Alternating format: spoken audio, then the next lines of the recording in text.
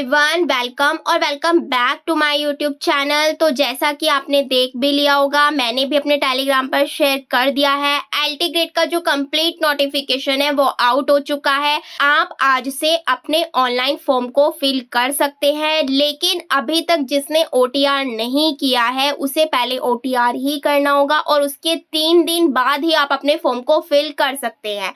तो ये complete notification है। मैं इसमें आपको मोटी मोटी चीजें बता देती हूँ जो भी चीजें आपसे रिलेट करती हैं। बाकी इसका जो कंप्लीट पीडीएफ है वो मैं अपने टेलीग्राम पर डाल दूंगी, आप जाकर चेकआउट भी कर सकते हो। मैं दोनों में डाल दूंगी, इंग्लिश और हिंदी, तो आप अपने हिसाब से देख सकते हैं, उसको रीड कर सकते हैं ताकि आपको इसे पढ़ने में कोई भी प्रॉब्लम ना हो। क्लियर हो गया? सारी चीजें अच्छे से देखिएगा क्योंकि इसके अंदर क्या है, आपका सिलेबस भी दिया गया है और अंदर क्या है, आपका सिलेबस भी मेंशन है। और ये दो पार्ट में आपका एग्जाम होने वाला है, प्री एंड मेंस। प्री को इन्होंने ऑब्जेक्टिव रखा है एंड मेंस को इन्होंने सब्जेक्टिव कर दिया है। तो ये सारी चीजें भी हैं, तो सारी चीजें एक एक करके डिस्कस कर लेते हैं। देखिए, जो आपका फॉर्म है यानी ऑनलाइन आप कब से कर सकते हैं, 28 जुलाई यानी कि आज से ही आप इसे स्टार्ट कर सकते हैं। लेकिन वही कर सकते हैं जिसका ओटीआर हो रहा है, लेकिन अभी तक जिसने ओटीआर नहीं किया है वो अपना करवा सकता है ओटीआर, लेकिन उसके 72 आवर्स के बाद ही आप अपने फॉर्म को फिल कर सकते हैं। ये चीज इसके अंदर बिल्कुल साफ साफ मेंशन की गई है। ये बी पॉइंट आप देख सकते हैं कि जब तक ओटीआर नंबर आपको प्राप्त नहीं होगा तब तक आप अपने ऑनलाइन फॉर्म को फिल नहीं कर सकते हैं। क्लियर है? और इसकी लास्ट डेट देख सकते हैं आप, 28/8/2025 है। अगस्त तक आप इसे फिल कर सकते हैं। इसके अलावा जो आपकी बीच में कुछ मिस्टेक्स हो जाती हैं उसको भी इसमें बताया गया है संशोधन के लिए। उसकी जो लास्ट तिथि रहेगी 4/9/2025। तो हर एक डिटेल को इसमें अच्छे से मेंशन किया गया है। ओटीआर नंबर प्राप्त करने के उपरांत ही आयोग की वेबसाइट पर ऑनलाइन आवेदन सबमिट किया जा सकता है। तो ये आप वेबसाइट देख सकते हैं, अपना फॉर्म आप खुद भी फिल कर सकते हैं। इजी है, कोई चीज इसमें बड़ी बात नहीं है। अगर आप ओटीआर कर देंगे तो इजीली आप अपने फॉर्म को फिल कर पाएंगे। एंड इसके बाद आप इसमें शुल्क भी देख सकते हैं। अगर मैं बात करूं अनारक्षित, आर्थिक रूप से कमजोर वर्ग, पिछड़ा वर्ग, तो उनकी जो फीस है वो है 125। अनुसूचित जनजाति की है 65, दिव्यांगजन की 25 है। एंड इसके अलावा भूतपूर्व सैनिक देख सकते हैं, उनकी 65 है। तो ऐसे आप देख सकते हैं टोटल कितने पद हैं इसके अंदर, 7,466 पद हैं, जिसके अंदर जो अगर मैं मेल की बात करूं 4,860 उनके पद हैं। अगर मैं फीमेल की बात करूं तो फीमेल के हैं 2,525। क्लियर हो गया? इसके अलावा देखिए, सबसे ज्यादा मोटिवेशन इस चीज को सुनकर मिल जाता है आपको। आप इसकी सैलरी देख सकते हैं जिससे आपको मोटिवेशन मिले, आप तैयारी करें इस एग्जाम की। तो ये भी इसके अंदर मेंशन किया हुआ है। नेक्स्ट है आपका, इसके अलावा आप देख सकते हैं बच्चों को एक दिक्कत ये भी रहती है कि मैम सब्जेक्ट कॉम्बिनेशन बता दीजिए, सब्जेक्ट कॉम्बिनेशन बता दी। तो मैंने इस पर भी एक डिटेल वीडियो बनाई हुई है, जाकर चेकआउट कीजिए। इसके अलावा देखिए, इसमें भी आपको दिया हुआ है। एक तो मैं सबसे पहले तो यही बता दूं, इसके लिए बीएड कंपलसरी है। टैट, सीटैट, यूपीटेट इसमें कुछ नहीं मांगा हुआ है, बीएड क्लियर होना चाहिए। लेकिन अगर आप मेन अपने सब्जेक्ट से बने तो उसके लिए अलग अलग क्वालिफिकेशन दी हुई है, मतलब ग्रेजुएशन में आपका वो सब्जेक्ट होना चाहिए। अब जैसे कि देखिए, इसमें फर्स्ट पे दिया हुआ है हिंदी की। अगर मैं बात करूं तो मतलब आपका जो ग्रेजुएशन है उसमें आपने हिंदी पढ़ी हुई हो और 12th लेवल पर आपके पास संस्कृत हो, तो दोनों चीज का कॉम्बिनेशन बनना चाहिए, तभी आप इस फॉर्म को फिल कर सकते हैं। अगर आप हिंदी से अप्लाई कर रहे हैं, प्लस आपके पास बीएड तो होनी चाहिए। देखिए, बीएड तो कॉमन है, बीएड आप सब में देख रहे होंगे, बीएड तो आपको हर एक में चाहिए ही चाहिए। क्लियर है? इसके अलावा देखिए, अंग्रेजी के लिए भी यही चीज कही गई है। मैथ की बात करूं तो मैथ के लिए आपको आपके पास ग्रेजुएशन में मैथ होनी चाहिए। साइंस की बात करूं, इसके अलावा देखिए, अगर मैं सोशल साइंस की बात करूं तो इसके अंदर ना 4 सब्जेक्ट दिए गए हैं, आप यहाँ पर इजीली देख सकते हैं, इतिहास, भूगोल, राजनीतिक विज्ञान, अर्थशास्त्र। इनमें से कोई भी 2 सब्जेक्ट आपके पास होने चाहिए, तब आप इस फॉर्म के लिए एलिजिबल है। क्लियर है? तो ये सारी चीजें आप पढ़ सकते हैं, ये नोटिफिकेशन में पूरा शेयर कर दूंगी, तो यहाँ से आप अपना सब्जेक्ट कॉम्बिनेशन देख लीजिएगा। क्लियर है? अगर आपका सब्जेक्ट कॉम्बिनेशन नहीं बन रहा है तो प्लीज इस फॉर्म को फिल मत कीजिएगा, क्योंकि फिर आगे जाके आपको प्रॉब्लम होगी। अगर आपका क्वालिफाई हो जाता है डीवी से, फिर आप डिस्क्वालीफाई कर दिए जाओगे, तो इसीलिए आप अपना सब्जेक्ट कॉम्बिनेशन जरूर देख लीजिएगा।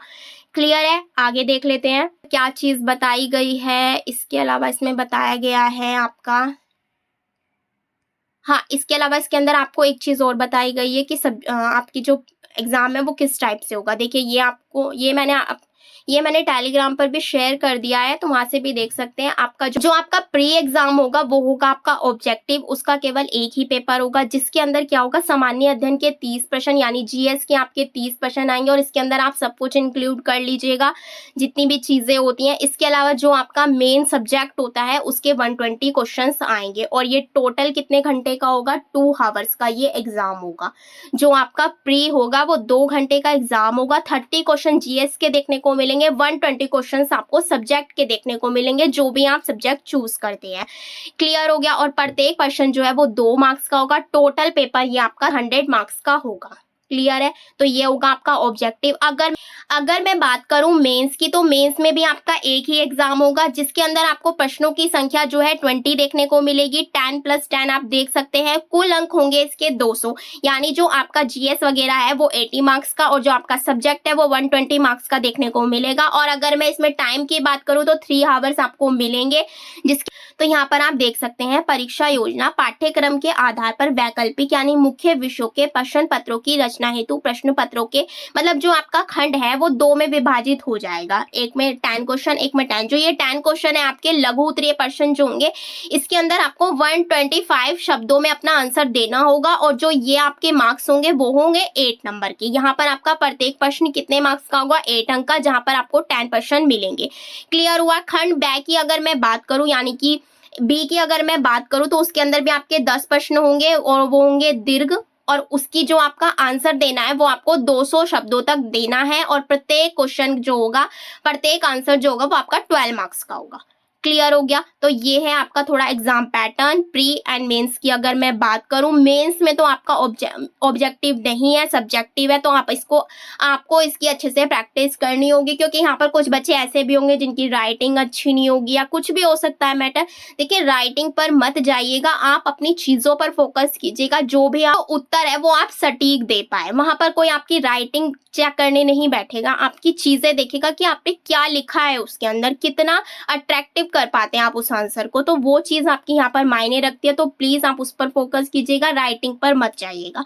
बाकी आप एग्जाम से पहले लिख लिख कर प्रैक्टिस कर सकते हैं, स्पीड मेंटेन कर सकते हैं, ये थोड़ी चीजें आप कर सकते हैं एग्जाम से पहले अपना जो प्री है उस पर फोकस कीजिए, क्योंकि वो ऑब्जेक्टिव टाइप है। अपने सब्जेक्ट पर फोकस कीजिए। मेन तो आपका वही एग्जाम है, जब आप वो क्वालिफाई करोगे तभी तो आप सब्जेक्टिव तक पहुंच पाओगे। तो पहले आप उसे फोकस कीजिए, बाद में इसको देखिएगा। इसकी भी प्रैक्टिस आप कर ही लेंगे जब आप इजीली प्री को निकाल लेंगे।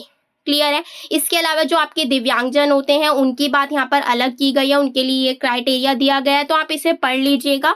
नेक्स्ट आपकी बात करूं, इसके अंदर सिलेबस पूरा मेंशन किया गया है, जो भी आपका सब्जेक्ट है।